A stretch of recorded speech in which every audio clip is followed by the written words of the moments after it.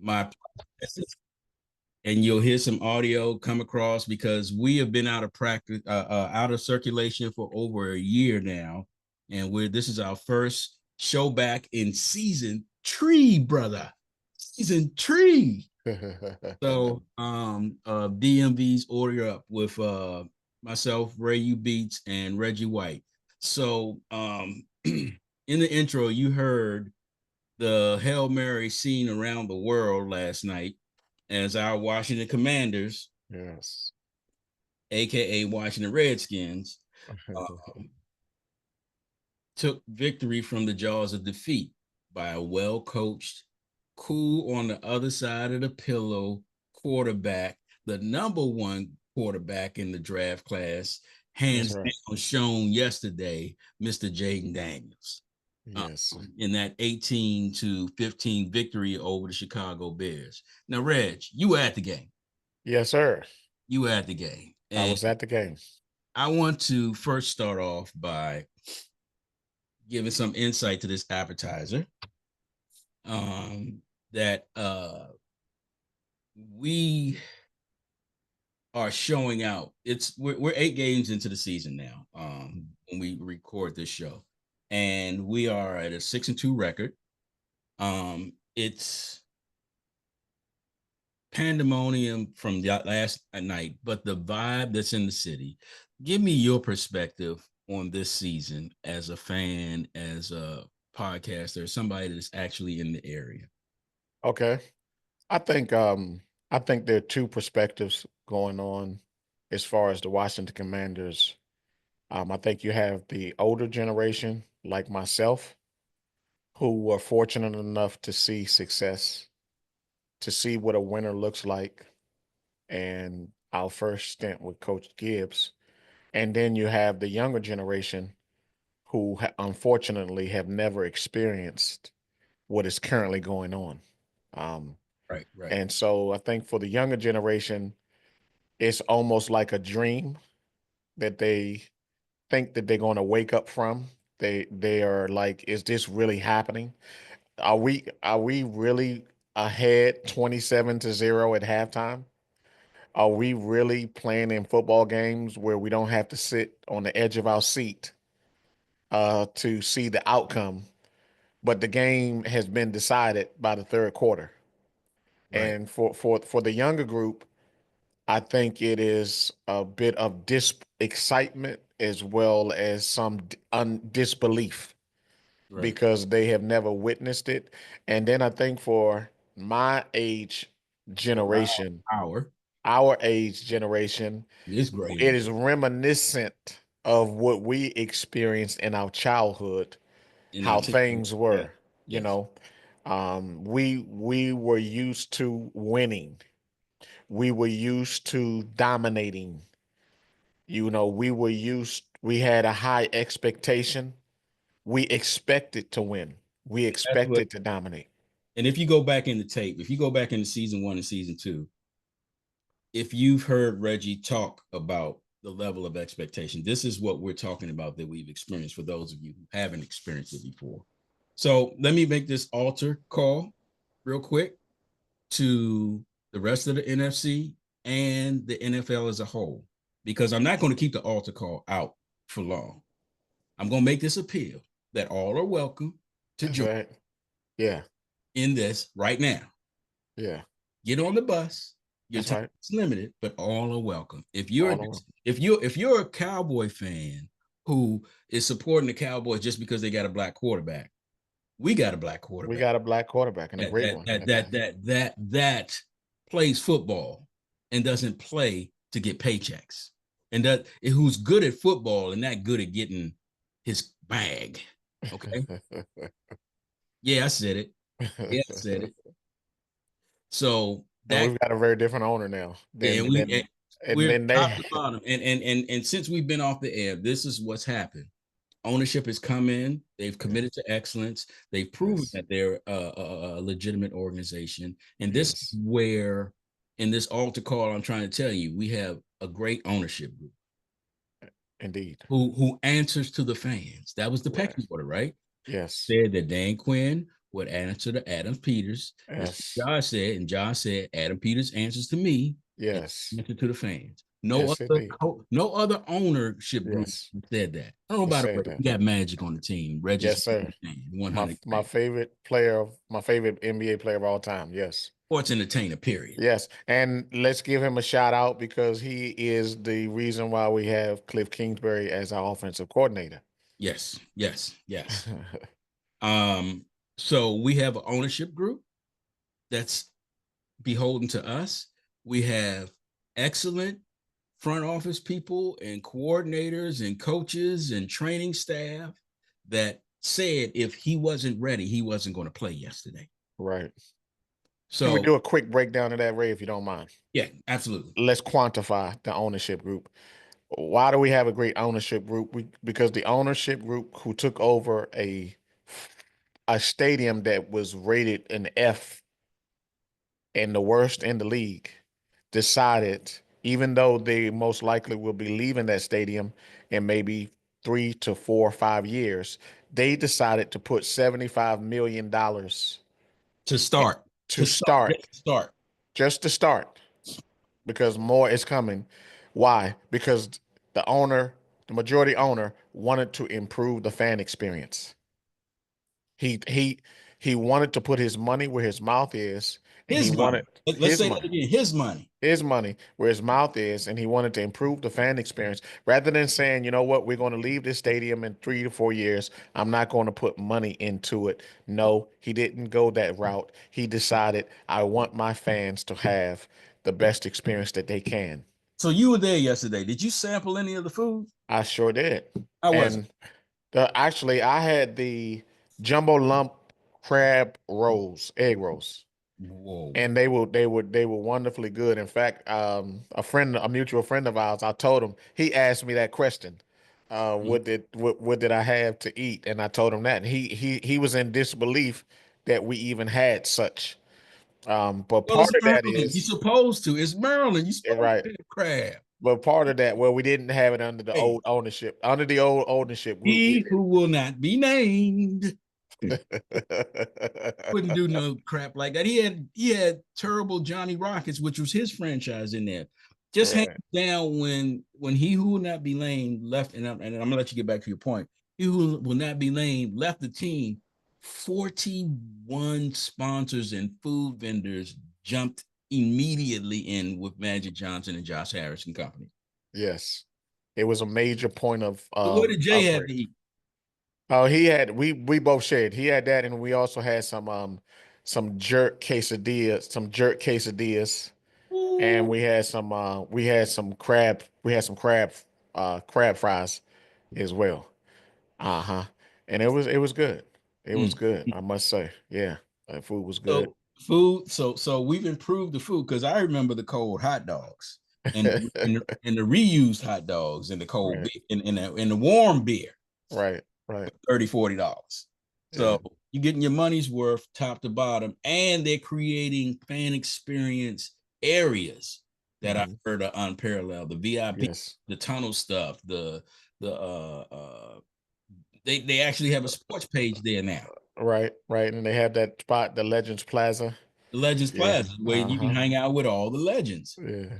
Yeah, so I like what Josh and company are doing. So go back to your point. Go ahead. So I just wanted to quantify when you say we have a great ownership group, I think that quantifies it. I think that the fact that they put their money into the stadium, into the fans' experience, quantifies that they're committed to giving the fans a great experience. So that's the ownership group. We look at the general manager. The general manager in free agency was given an A+ grade, and the Commanders were the only NFC team, to my understanding, that got an A+ is Right. in free agency. So he got an A+ in free agency, and his draft grade. Bobby Wagner, Luvu. That's right. Who else? The All those guys. The Fowler who caught the interception to last kick week, off the game last week. All of those guys, and then obviously, then we move Zach on to the Ertz, draft. who had a career high yesterday, Right. And so then we move over to the draft. We were given a BA draft grades. which I think So now will be. bumped up to an A if it could. Exactly, exactly. So that quantifies that the general manager that was brought in um, has a good eye for talent, as well as he did not just go spending berserk. We had the number one cap space going into the next season. We will be at number two. So we Mm-hmm. have a lot of cap space. We have a lot of money to be able to go after potential free agents next season. So I think that quantifies that the general manager has done an excellent job. And then So move down to the coaching we staff. move down to the coaching staff. Now, what we need to realize is the plan of everything that has happened. The person to be credited with is Dan Quinn. When we look at how So let's just take a pause right now and give an applause to Jan Quinn. absolutely excellent job, Coach Quinn. Because Quinn, and you can say it, was not your first choice. He was not none actually. The owner was not my first choice, but I believe he was the right choice.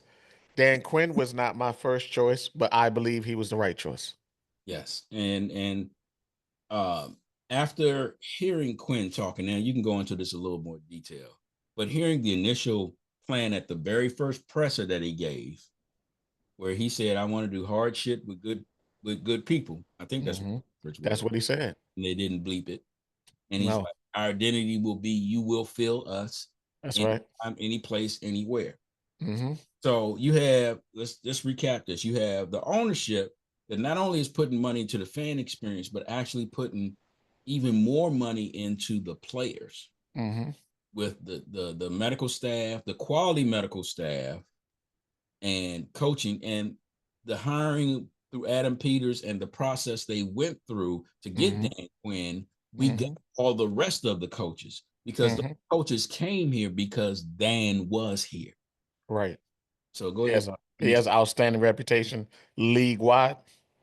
One of And the things, you hear him just listen to him talk as a man. You right? can't help but like Exactly. One of the things that he should be credited for, Ray, that's just beyond the coaching. First, what he did was he changed the culture. yes, Now, that is not easy to do. no, not in a league now where egos are a premium because Hmm. you have billionaires trying to manage millionaires. Yeah. Um, but what one of the things in the culture change that I like that they starting to allude to, but we've already known about is that the captains change every week. Hmm. And the concept of having a captain from every team, Hmm. every aspect of the team that changes every week Yes. creates accountability and the ownership, and then the things that they do with that. When you get a victory as a captain, your picture goes up in the annals of the stadium and the practice facilities and the facilities to be memorialized To be honored. Yeah. and to be honored. So Yes. Yes. it's things that they're doing from a culture standpoint, from a smart business standpoint, from a leadership standpoint, from all those things in making that paradigm shift with the culture Yes. from an organization top to bottom, where even the concession people and the vendors Hmm. Yeah. they can approach the owner. Like when I Yes. worked for the Commanders, when Jack Kent Cook passed and sold the team, and I was still working at the they called it the Jack, and then it got changed to FedEx under he who will not be named. Yeah. We couldn't even look in that dude's direction when he walked by, Right. which is Right. that authoritarianism. Right. I'm better than you, BS. You know what I'm You saying? you couldn't even And me call him trying to by. be look in season 3 and me trying to be a more improved. As you notice, I haven't cursed yet, but Yeah. I will. But I haven't cursed yet. And but yeah, that nonsense of you know the humility that comes top to bottom in this organization, and the brotherhood and camaraderie that you see top to bottom, and the recognition of what was past, to understand that you to your point, the history and the storiedness of this franchise under the banner of Redskins and then Commanders, to Commanders, because this is a new evolution and of our home team. Yes. And to understand that you have to know where you came from, Yeah.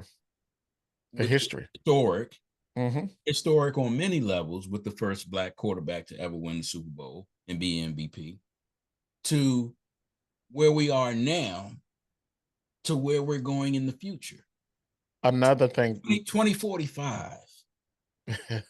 what's another thing that quantifies this ownership group? What happened, Ray, last weekend?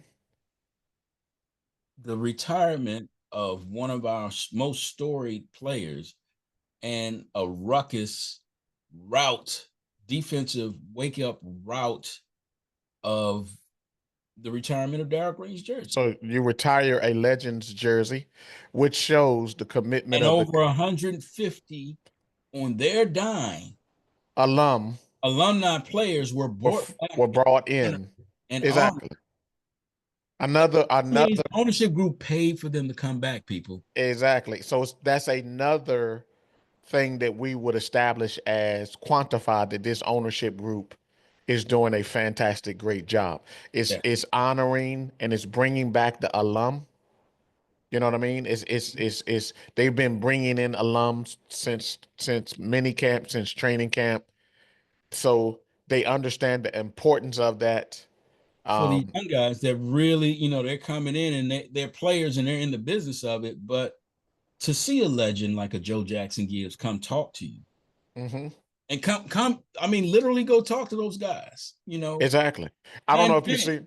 see, yeah, I don't know if you saw a clip during the off season, but it was of Terry McLaurin, and Magic was in the room, and Terry McLaurin walked up to Magic Johnson, and he said, Mr. Johnson, he says, I want to know if it's okay if I can be mentored by you.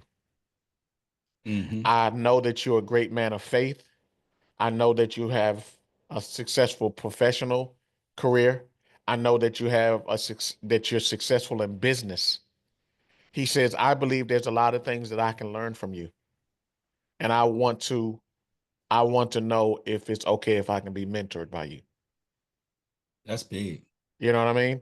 So But to have it that access, not only, but not only that, what I like, and I'm gonna take you back to our youth, the fact that every clip that I see in this organization, victory or loss, in the final seconds of a game, and it's been more victories than losses. It's only been 2 losses, and they could have been 1. Was Jaden Daniels and Dan Quinn leaning into and embracing and having Doug Williams right there. So if Magic is mentoring Terry McLaurin and Doug is mentoring Jaden, and they're already quality men, yes. because when they tried to get an interview out of Terry McLaurin, you didn't see it shortly after, but I was home. I just come off a job, and and we're gonna get back to your point, but here's a segue. My moment of this game was, I had done a job with my other business, and I was tired, so I came in sweating and needed to eat. So I was listening to the majority of the game on Big 100. If for the local people or people that are listening to us nationally, Big 100 is hosted by hopefully a future Hall of Famer in London Fletcher. I am putting my bid out for London Fletcher in the Hall of Fame right now. I second it. I second Here it. on order up. Please put London in the Hall of Fame. He was, before he came to us, he was with the greatest show on turf, and then he had a Super Bowl career there, and a Pro Bowl career there, and then all he did was dominate when he stayed with us and retired with us. And he's part of the organization. So it's London Fletcher, Brent Weinstein, and Logan Paulson, who I hope ESPN does not take from us. Santana Moss said that in the post-game broadcast, because those football analysts and former players are in the booth, and it is a great broadcast. Yeah. broadcast. People get annoyed at me because I turn down the TV broadcast and I sync up that broadcast with my TV because I don't like to listen. I was cursing at the screen last night because I was tired. I was irritated.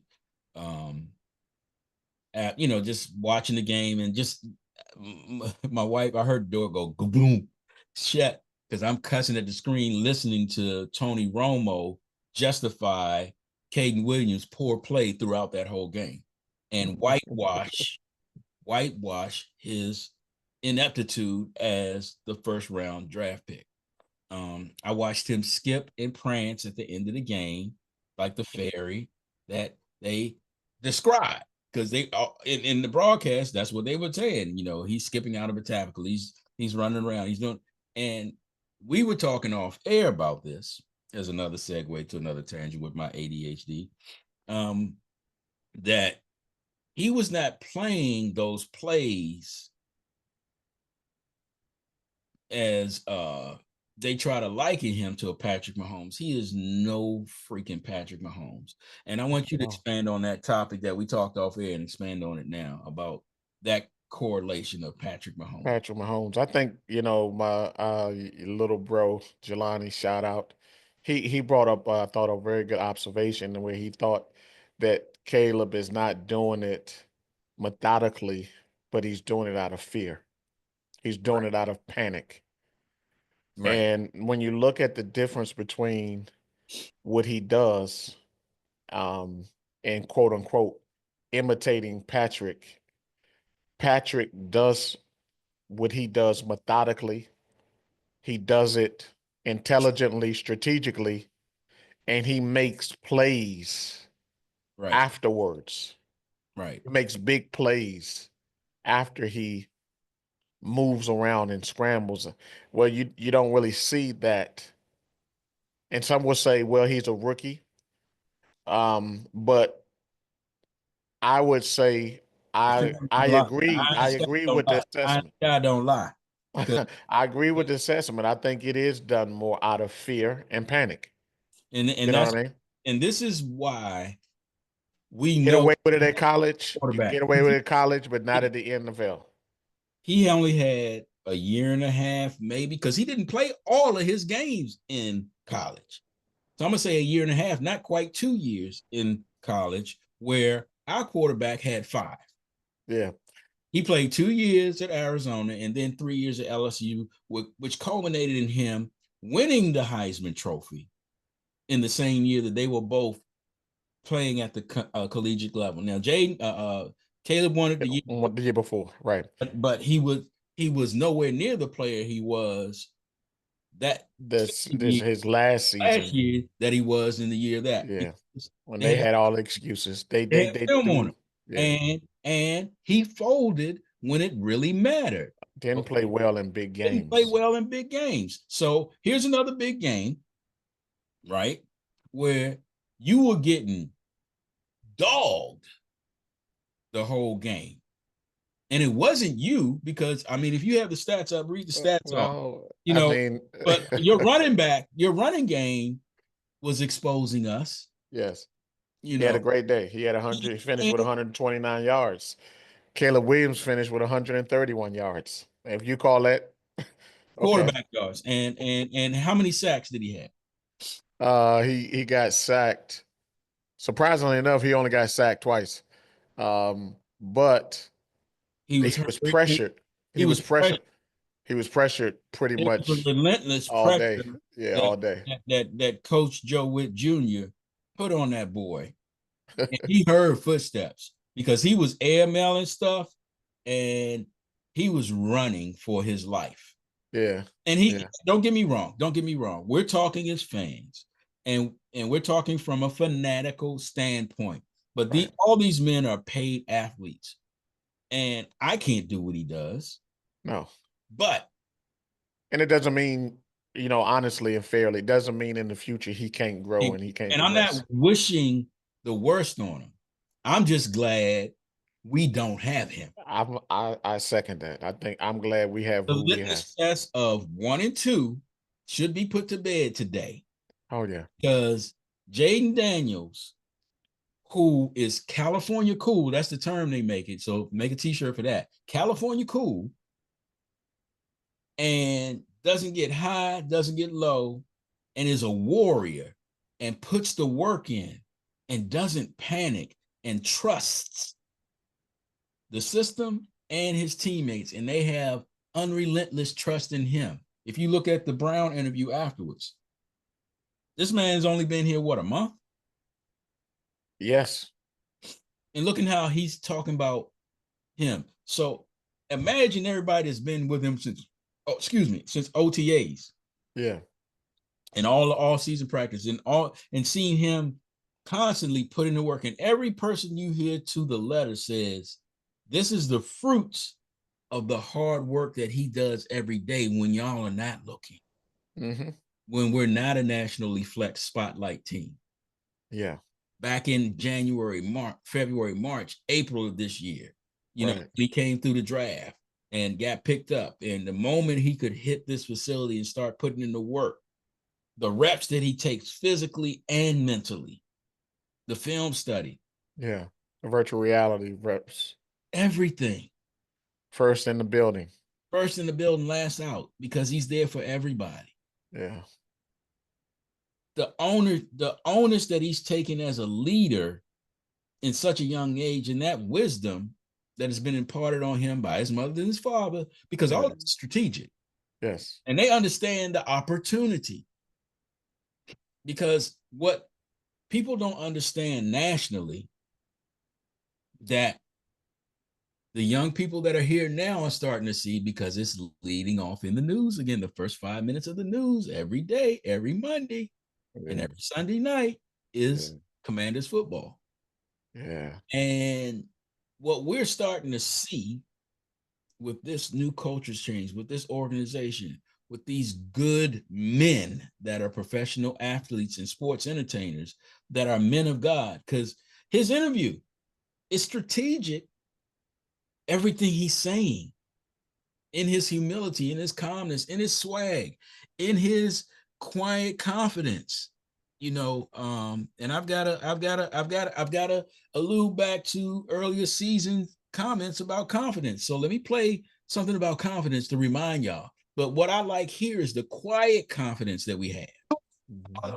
My confidence to offend your insecurity, because I dress like I dress because I'm confident. I look like I look because he's confident. We walk like we walk because we're confident. I don't even use cologne. Now, somebody asked me, what is that you're wearing? I said, confidence. You got to understand, the confidence that we have as an organization comes from the hard work and commitment and the buying in from top to bottom of what this organization is trying to do. That's why we went worst to first. We have an identity now. We have an identity. We have a culture. We have quality people in the building. If you noticed, quality people, the addition by subtraction was evident yesterday. Yeah. And if a lot of people don't remember, when we got rid of Sweat, yeah, and I can't even remember the boy's name that's from DC here. The number that's replacing Sweat. I think Colin, you're talking about. No. The other end. Chase Young. Chase Young. Yeah. We got rid of Sweat and Chase Young. Everybody was up. Yeah. Why are you doing? And the organization simply came out and said, addition by subtraction. Yeah. Subtraction of those both of those contracts. And don't be wrong, Sweat is a better player than Chase. That's evident because he's on the field, and Chase is a Chase is on the field, but unfortunately, Chase is not getting. He's one of those players that used to be here that you call. Go ahead and say it. Almost make the play, guys. Who I don't prefer. Notice in this roster turnover of over 30 players, which on a 53-man roster is more than 50%. So you can legitimately say this was a complete overhaul and reset of the players. Yes. All those almost players are gone. Yes. We had guys who started. Including, you were getting ready to say it. Yes, sir. Including last week when they cut. Yes. Davis. Starter players that was a linebacker last year, a starter Our starter last year.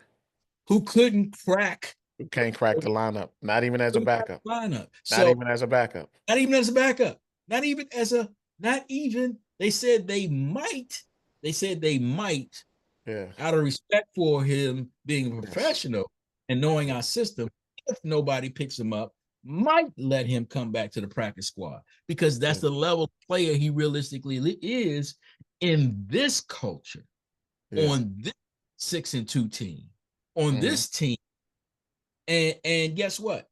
He was hurt, not from an ego standpoint, but from a standpoint that that's the level of play. That's all he could give. He gave his best, and it wasn't enough.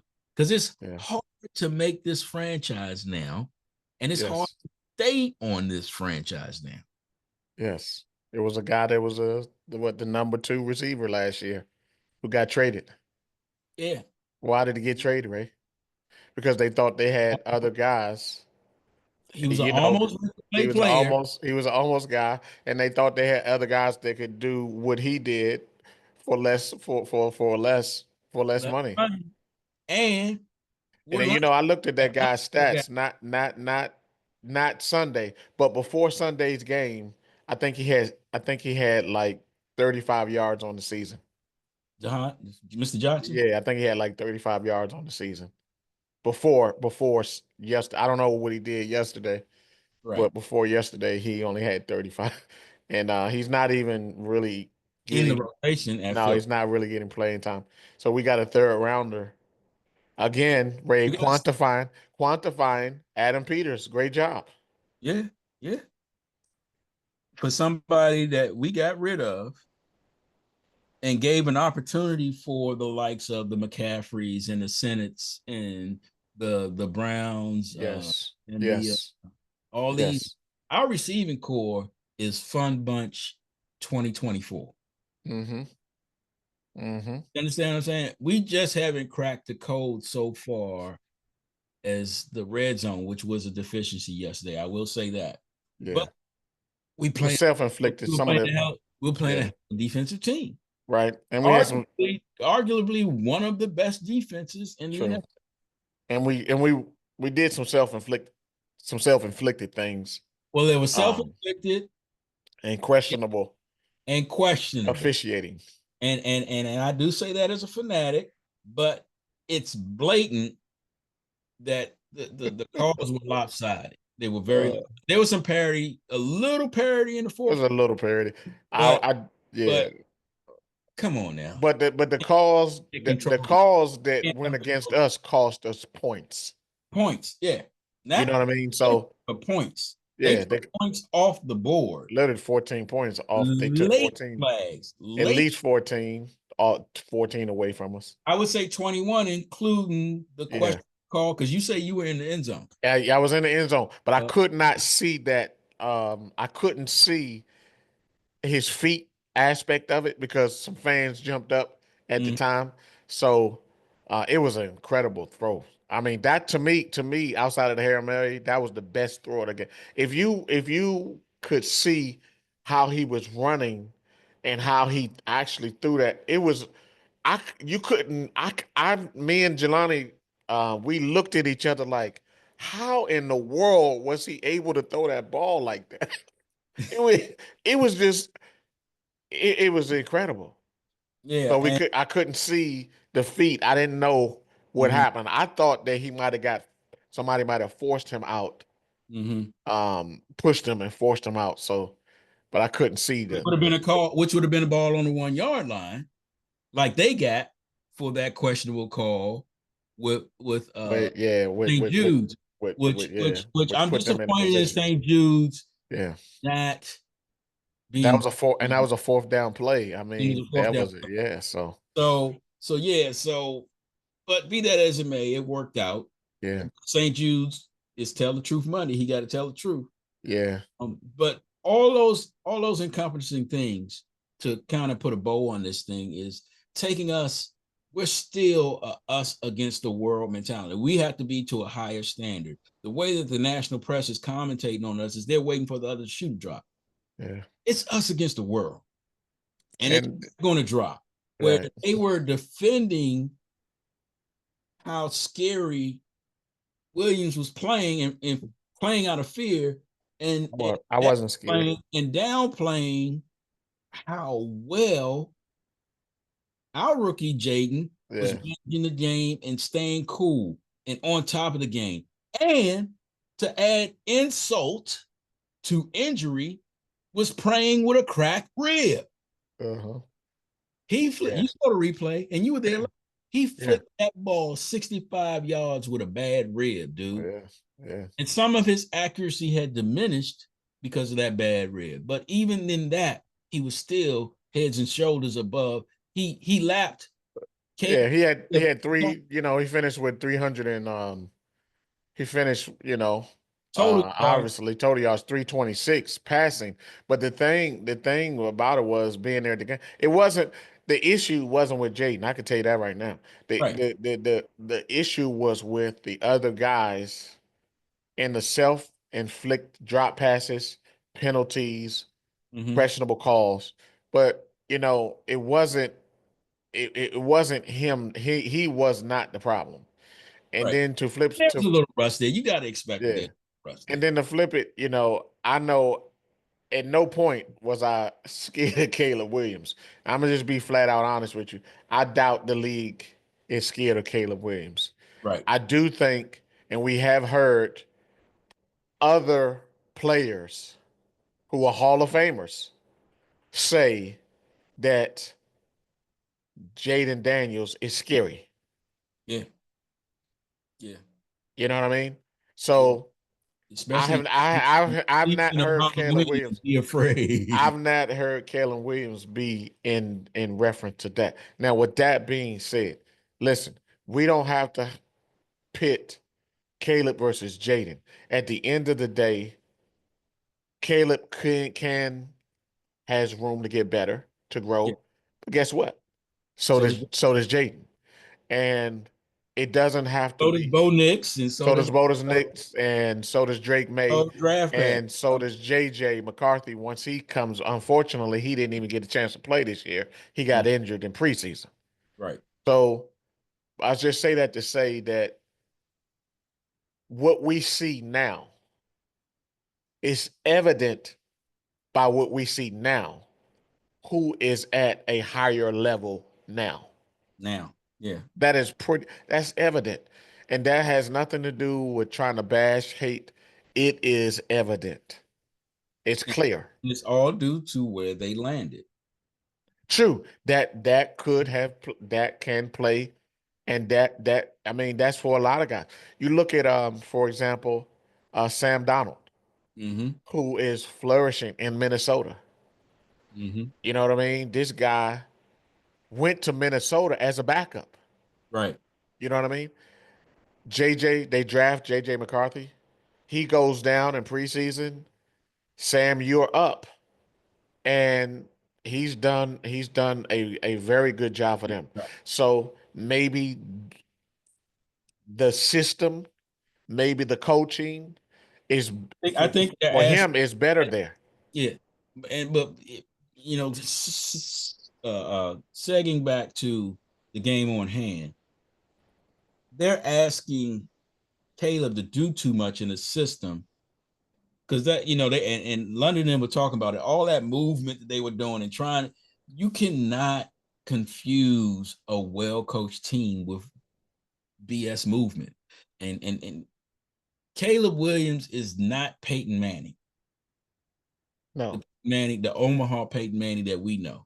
Caleb Williams has not seen every defense in the NFL and cannot pick and pluck and do the things that.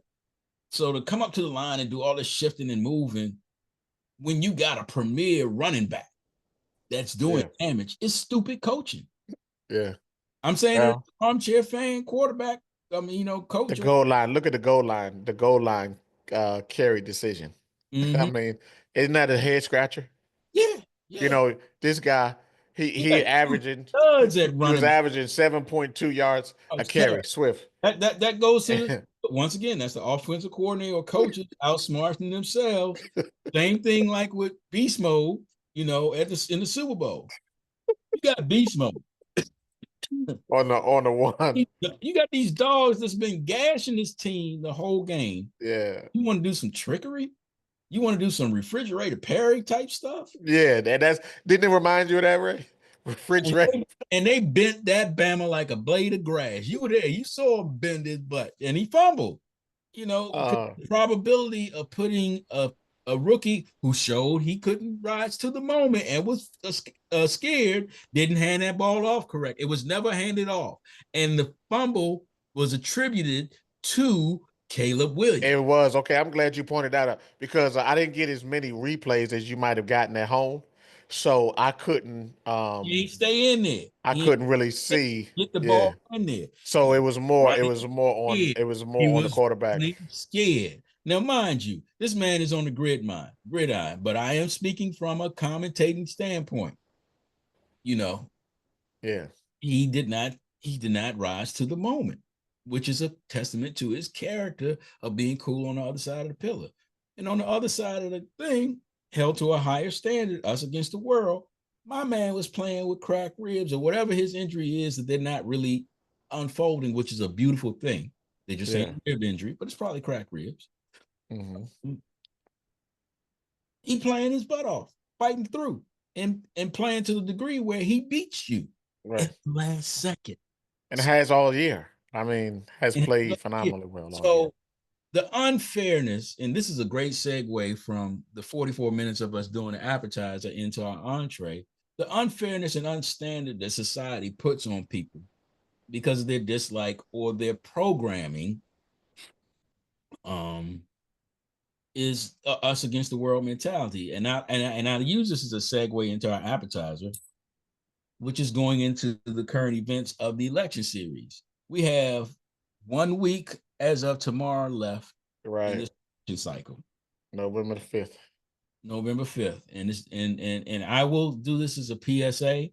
I am going out after this recording of this broadcast, and I'm going to early vote. I'm early voting for two reasons. I'm early voting because I am an election judge, so I will actually be doing my civic duty, going above and beyond and doing my civic duty as an election judge at a polling station. So I'll be in there from 5:45 in the morning till 10 o'clock at night. We can't come out. We can take breaks in the facility. We can have our phones in the break room. There's all types of security things that we have to ensure. And I'm going in there as a Democrat, but we are bound by oath to be nonpartisan to the people that that we are servicing at the polling centers. Okay. So I will be doing my responsibility as an American today because I really do feel my vote matters. And this is, to me, one of the most consequential, literally us against them elections, because there's really two sides. There's a side that is with Donald Trump and his views, and there's a side for Kamala Harris and her political views. And there is nothing in between. There's nothing in between. There's no third party vote because it has been shown that the third party vote has been propped up by the Russians and the Republican apparatus to take votes away from the Democratic Party. So for me, and I will be recording for our next show some recordings of people that are at the polling place. I will be canvassing the polling place and trying to get interviews about this election, okay? And people's honest opinions on why they're doing what they're doing or what wherever they're leaning. Not asking them who they vote for, but you know, what's at stake at this election. So I really do feel it's us against them, and I feel that democracy is on the line. I feel that and Reggie, you can put your opinion in it because I kind of know where you are, but I haven't, you know, because I know you're not really tuned into the political season like I am. Yeah. You can put your opinion, honest opinion on it. But I Yeah. really do feel democracy is on the table. I really feel that Donald Trump has shown his hand, and you have to believe him. It's not fodder. It's not him being funny. He said what he was going to do, and in these last weeks, it's been appalling. The standard. This man is talking about people's dicks or penises, however you want to put it. He's talking about using his power. They've been hanging out with Jerry. Using his power, hanging out with Jared. Yeah. Something about these old racist guys that want to talk about people's dicks. What is wrong? I didn't know that he did. I didn't know that old guy did that. Yeah, I didn't know. He was talking about I knew Jerry did. No, Okay. That was last week. He was talking about Arnold Palmer's a real man and this, that, and the third. And they used to come out of the showers, and all the men that play golf with him was talking about, ooh, he's a man. Just stupid stuff. Wow. No agenda, no platform. And this is what he's doing at his rallies. And just nonsense. So, and then you have a woman who can only speak to certain aspects, but is giving a platform and an agenda. First of all, you have a woman of color who has been doing the job, right, wrong, or indifferent, whatever side you stand on ideologically, but has been upholding her oath to the Constitution and doing the best she can in her position, because there's a certain role that the vice president plays. And then there's a role that the president plays, and they're corporate figures in conjunction with their staff. But the fact that whenever they said the standards they were setting her to, you haven't done any interviews. So what did she do in the last 30 days? She went to every place she could go to, including those that weren't friendly to her, and did interviews and held her. Was she perfect? No. But see, I'm not going to hold her to a standard of perfection, because there's only one that has been. Nobody is, that walked this earth, and That's us right. as Christians know is Jesus Christ. Yes. Excuse my coughing, but I've got a cold.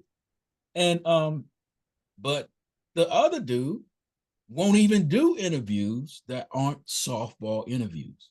And you had, like you said, you haven't seen it. One of the town halls or whatever they call them, he stood there for 30 minutes and played a playlist and just stood there.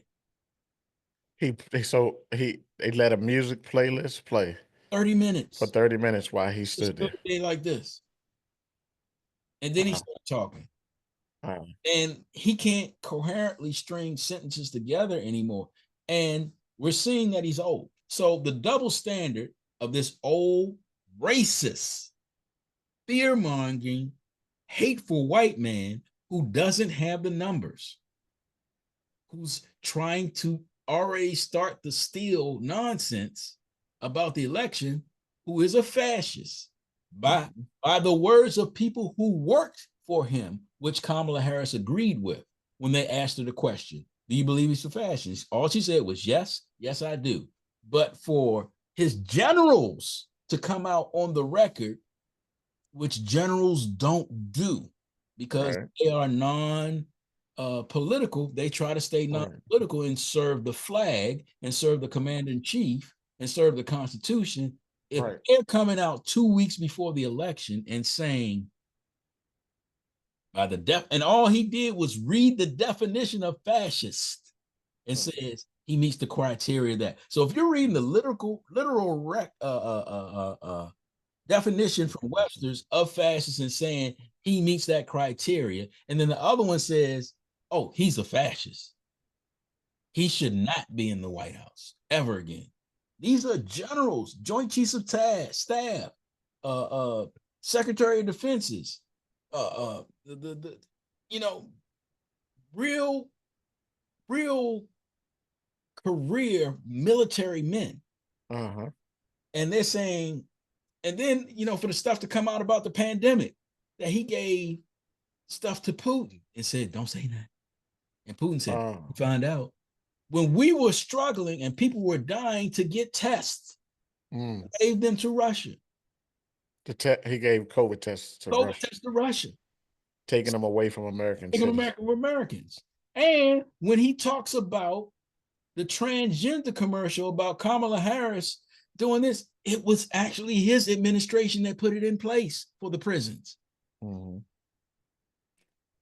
So when To allow transgender prison inmates to get gender changing changing was the Trump administration's is that via taxpayer dollars? Yes. Yes. And let's not talk about what all the economists have said these tariffs are going to do. See, you're an economist, you know finances. That's another thing why we took a break. I was doing what I needed to do for my life and education and business, and you were doing what you needed to do from a financial standpoint and stuff. So from an economic standpoint, we both agree that a tariff is nothing but a tax on Americans, because you can't come out on a platform and say, I'm going to make China pay. You can't tax China. You can't tax Venezuela. You can't tax. So all those TVs that you're going to be buying, if Trump is allowed to do a tariff, what happens when they hit that border is that $600 tariff. They're going to pass it down to the American citizen. I knew what you meant, Ray, but I'm glad you went back and said that, because I know you personally, so I know what you meant, and I'm glad you clarified it. If I'm paying for what they paid up front, right. See, think about business, they're going to get their money back. When it hits our borders, if you don't know anything about trade, embargoes, how things come in and out the country, see, living in the DMV, we know, because we have big ports here. We have ports that service 80% of this country for vehicles and products and things like that. We all have mutual friends and family members that work these ports. Right. When products and goods come to the United States, if there's a tariff on it, the company pays for it immediately so it could get into the United States. And then that tariff is then passed on to the American consumer. So I think the real goal of a tariff really should be to inspire homegrown businesses. And I think that's to produce homegrown goods. I think that's the real. And that's why and that's another reason. They spew, well, they didn't get rid of all the Trumps, because there's some good tariffs that do that. And that's what the Biden-Harris administration kept some of those tariffs that were put in place, but they didn't keep all of them. Yeah. And that's the reason why, to inspire homegrown business. And if you look, he inherited a good economy from Barack Obama, a great economy, I would say, from Barack Obama, and ran that into the ground. Yeah.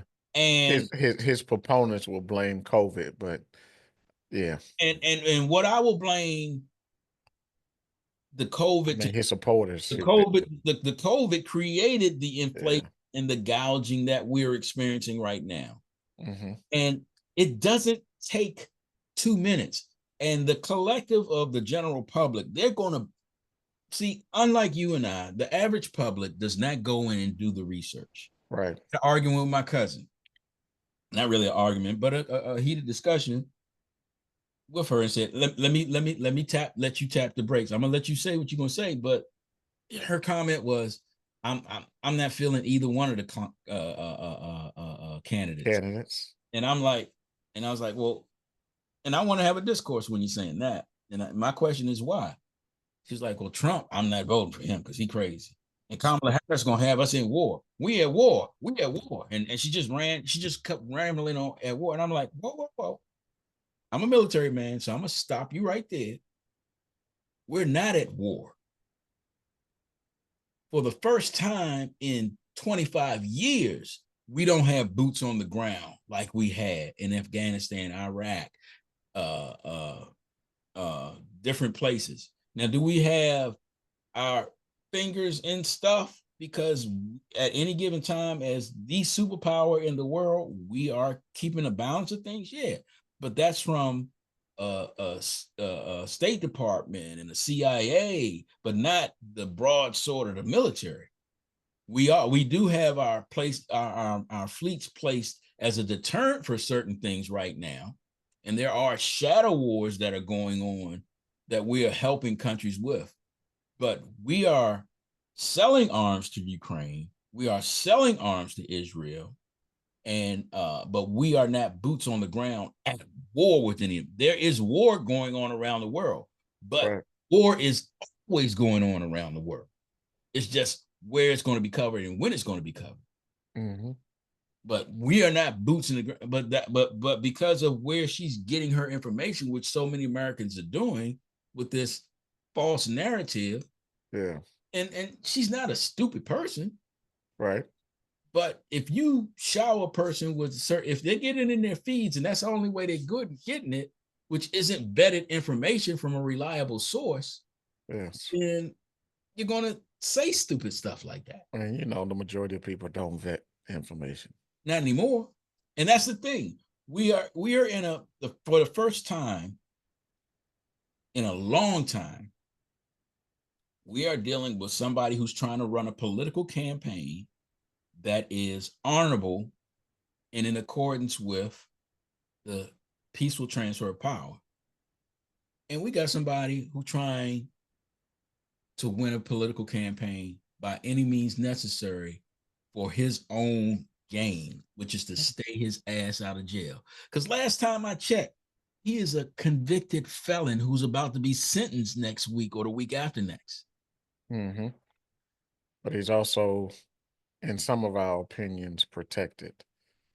And, because of what the Supreme Court has done and what all these people that he's put in place have done. Yeah. But just like the game last night, I think justice is going to be served. Because I've been coast to coast in the last several months, and I've taken a survey. I've been from the East Coast to the West Coast, and there's something different about this election as far as Kamala Harris is concerned. The galvanization of the political party, the galvanization of the party of rivals, for her to have so many hundreds of prominent Republicans who have already voted for her and are voting for her. And I think the fact that people are going to do what they're going to do, but I think a lot of Republicans are going to go in there and hold their nose and cast a vote for party, for country over party. Mm-hmm. Because it is obvious the choice. And it's obvious that his percentage is not what they're inflating in these polls. You can throw a poll in the middle of the ground and manipulate, show whatever you want. I'm an analyst, you're an analyst. We understand statistics and things of that nature.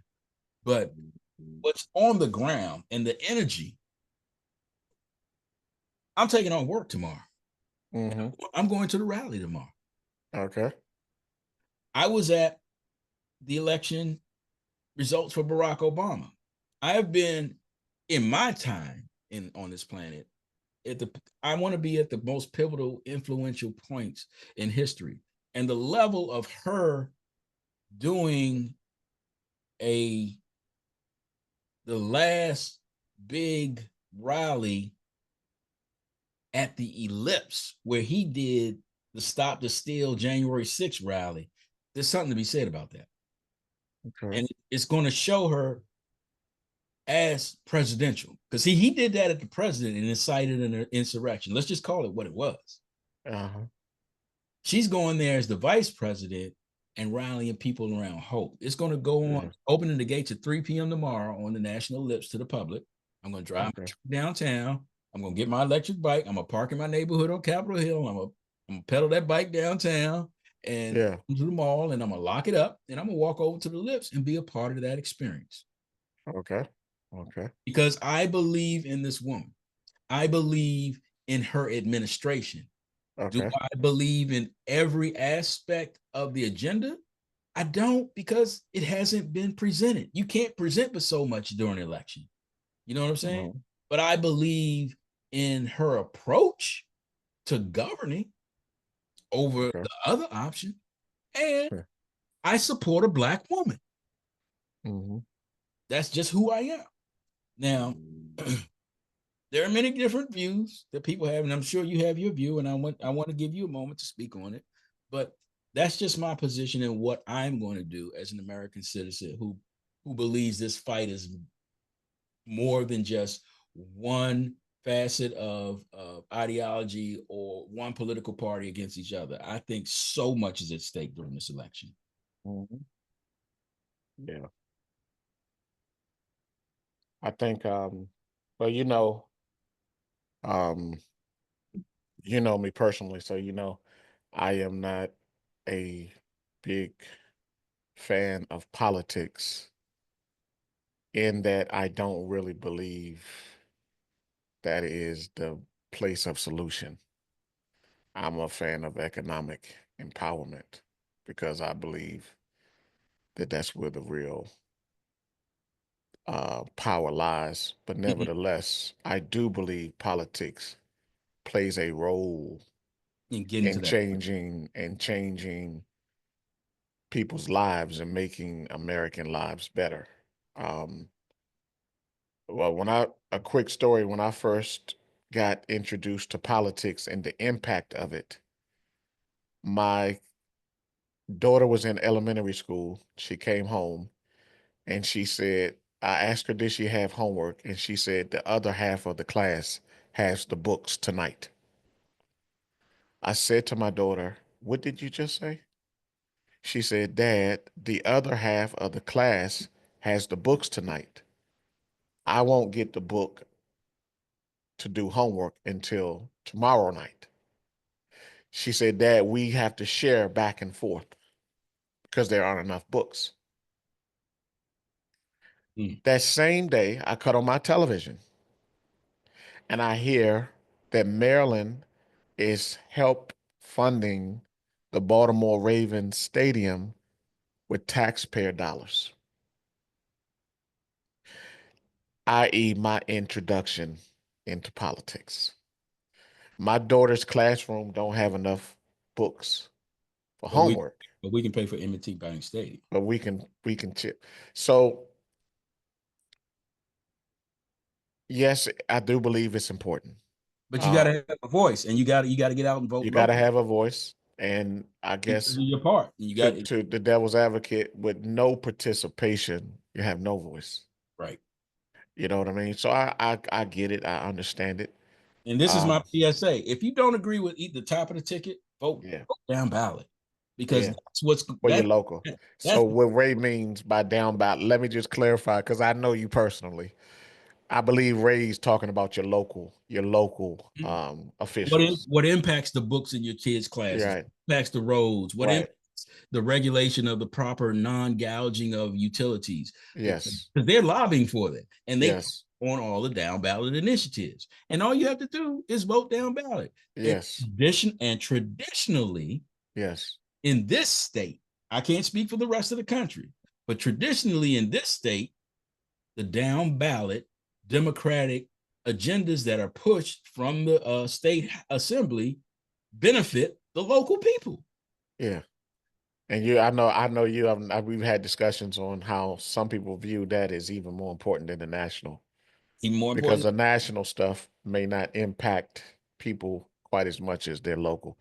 You know, we're such a unique yeah, area. yeah. That's the thing that we can, and there's a I saying, people think are Washingtonian, right. I think Democrat or Republican. I'm for right. who's I gonna think for fuck. me, I think I find myself in quite kind of like an interesting group. Mm-hmm. Being an African American who falls in a certain tax bracket. Mm-hmm. Um, I see one party that doesn't really want to have a place for me, but because I am in a certain tax bracket, some of their policies will benefit me, Mm-hmm. even though they don't really care about me. They don't really care about my ethnicity. They don't really care about African Americans, but Or look, or your daughters. or my daughters. So I see that on one hand, but some of their policies actually benefit me because of my tax bracket situation. I see another party who seems to cater towards me as an African American, and they want to do a lot of great things, but those things come at my expense. So for me, it doesn't really personally benefit me. It benefits others. In other words, their policies, I will be a participant to help benefit others. Okay. So some would say, okay, well, what's wrong with that? My thing is when I benefit others, I want it to be my choice and my choosing in the how, the who, the what, and the when. I'm benefiting, I give to this group and I have no control what they do. Mhm. You understand what I'm saying? We've seen proposals. For an example, let me give you an example. That party, and I'm not trying to single it out, Marriage, yeah. wanted to introduce a wanted to introduce something to help people with student loan debts. Now, if I had a see, this is why it all depends on your situation and what benefits you. And everybody should be thinking about their situation Mm-hmm. and what helps them. Now, if I had student loan debt, would I be all for my student loan debt getting wiped out? Certainly. Absolutely. Or reduced, Or reduce.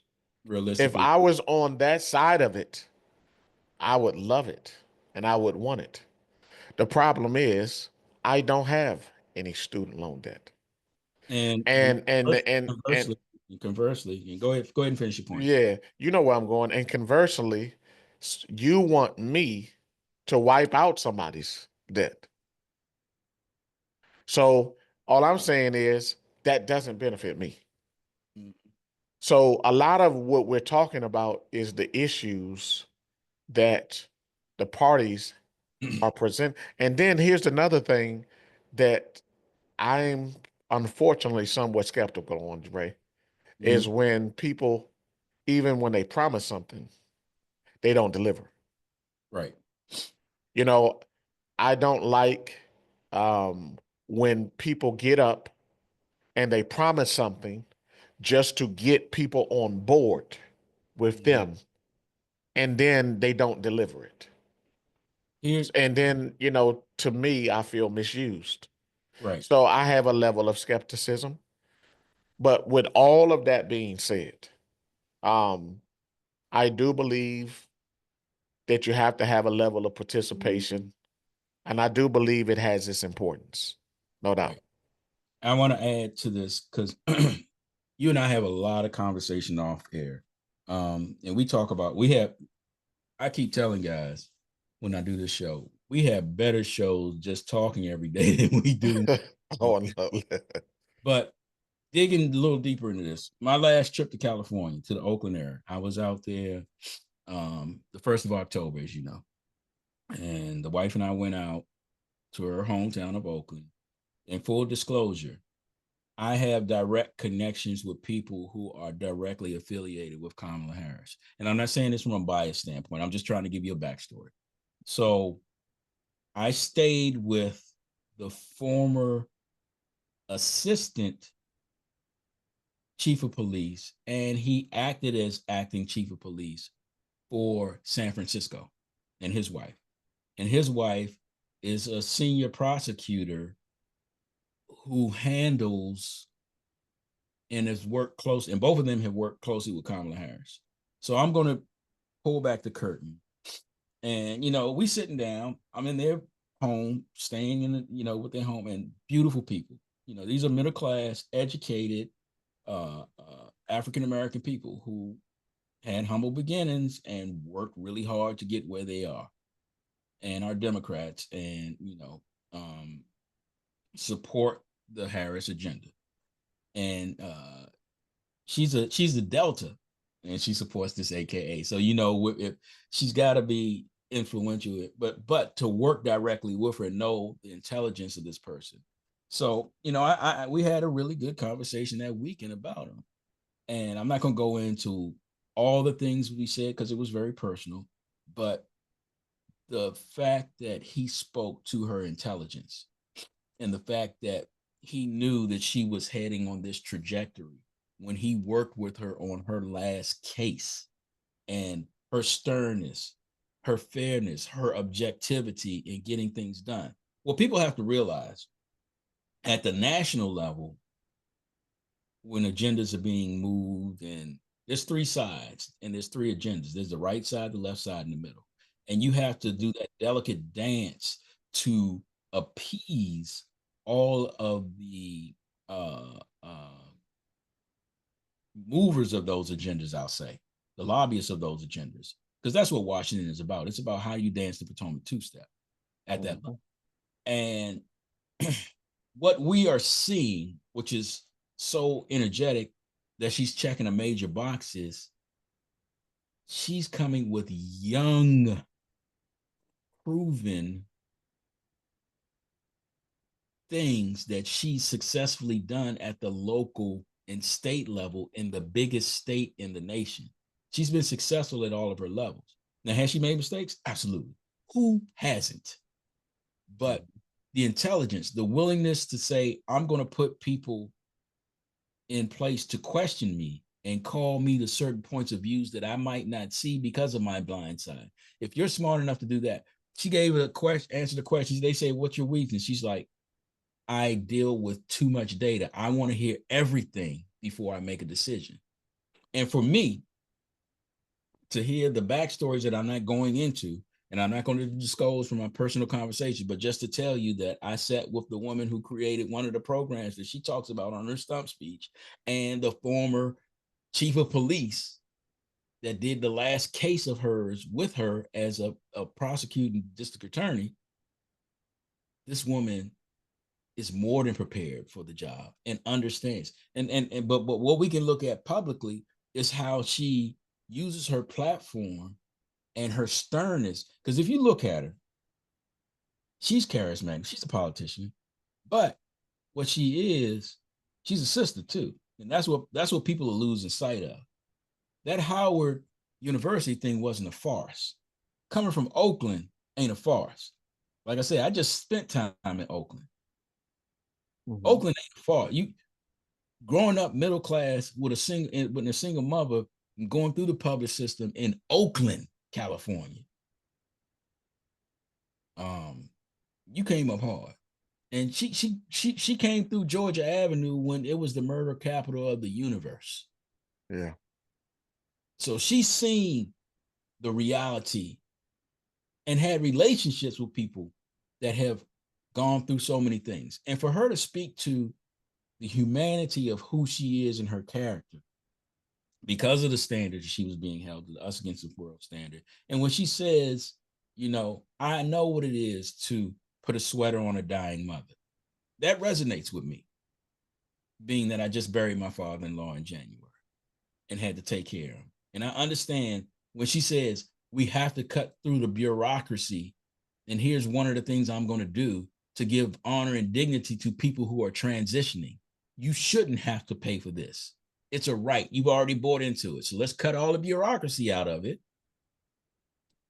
and make it realistic, which is a conservative view, which is a view of somebody who understands the pain point that people are going through because we are that generation of sandwiched Americans, being middle class and parents of children, and helping to help our parents transition in the last years of their life and have comfortable lives. So we know what it is to have to pay out of pocket for services and things of that nature. And for her to speak to that, and for her to speak to the dignity of life and the choice of life, and the aspect of stopping the gouging and making life affordable for Americans, whether you're Democratic or Republican. Like she said, and it rings true to the letter for every person that I came in contact with that knows her. And this is 0 degrees of separation. This is people that work with her every day when she was coming. They're saying, we wish that America could see more of the real Kamala Harris, but you can't give that display because of the right, left, and the middle. And that unfair standard that she's being held to. She has to walk a fine line. And I think she successfully has done that and checked all those boxes leading into that. And that's the person I would have more confidence in representing my interests, because when she looks at people, she's like, are you okay? What can I do as a public servant? I'm here to serve you.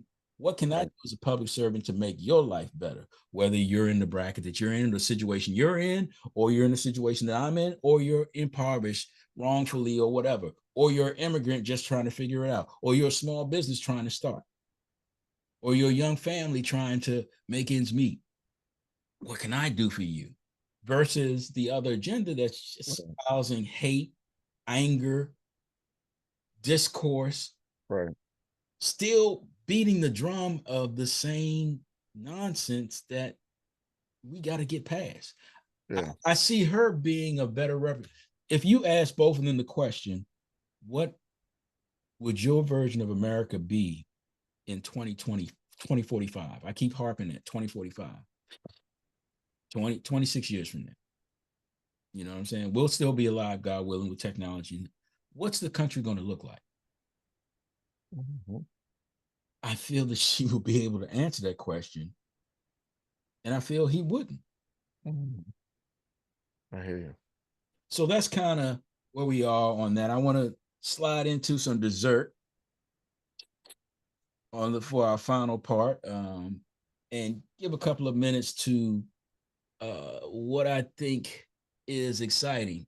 We're in a very interesting time. These are the best of times and the worst of times.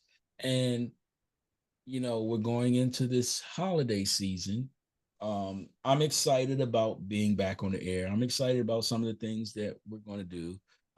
Tony's already agreed to come on and do the show with us, and talk about his career as a top cop. Very, very intelligent, very everyday people brother. I mean, he and I clicked the moment we met. And it doesn't have to do with anything social, economical, anything of that nature. It's just that we brothers and iron sharpens iron, and game recognizes game. And we come from that generation where we have so much in common. The different people that I've been canvassing, we're going to do a lot more interviews this season coming through with people we're going to have involved in the show. We're going to have our steady Eddies. Molly Mall will be back to talk commanding. Yes, Molly Mall. He told me, and I want to get this quick story in the dessert. He said he was walking into a function when that play happened. It's the where were you at the moment? And he said he was watching it on his phone. And he said, Ray, I lost my shit. And people were looking at me like, he's like, I was screaming to the point where I lost my voice. People probably thought I was going crazy. He's like, I lost my shit and this function. And people were looking at me like, he's like, but I could not have that emotion being invested in his team and loving his team so much. So we'll have folks back on the show that we know, and some new folks that we don't know. And we'll be trying to address the topics and things of that nature, and deal with even though it isn't Trump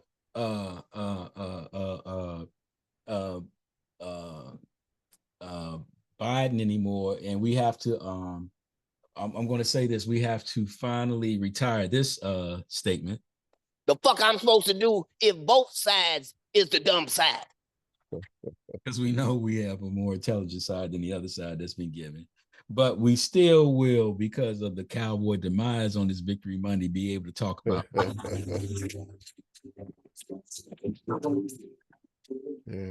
3 and 4 Dallas Cowboys. The Cowboys and their fool's gold. We can still run this one. Let it sink. That's the Cowboys.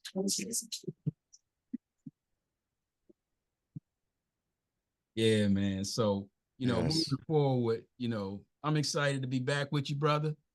Me too. It's wonderful to be back. I'm excited to be able to do this outro and really get ready for this next season of who we are. You know what I'm saying? Which is order, and take this thing to the next level. I'm excited. Look for our commercials. Look for our website. Look for our merch. Look for us back on the scene, because we're back here on Order.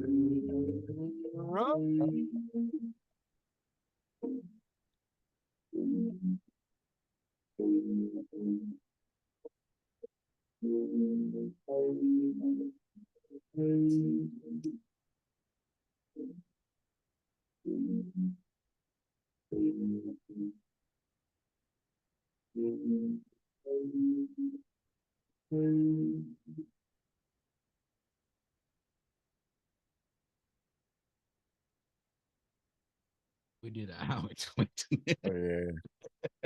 We were making up for lost time. Yeah, You can man. edit it. You could probably edit it up, right? If you wanted to. I don't think it needs to. I want to give them what they want. I Give mean, what they I want want, to come yeah. back strong. That was a good show. Yes, yes. I'm gonna listen back to it. I think I didn't make too many mistakes where I don't have to edit it. We Mhm. played off of each other. I really think he did a great job on the political. He did a great job on everything, and I really didn't have anything light and airy to talk about. Yeah, I leaned into the Cowboys and the food yeah, jokes and stuff. But yeah. It's good stuff. It's good yeah, stuff. we I back. try. Yeah, I think one of the things we do is I try to, like, even when we do the sports stuff, not be overly statistic. I mean, I try to, because to everybody, we try to have some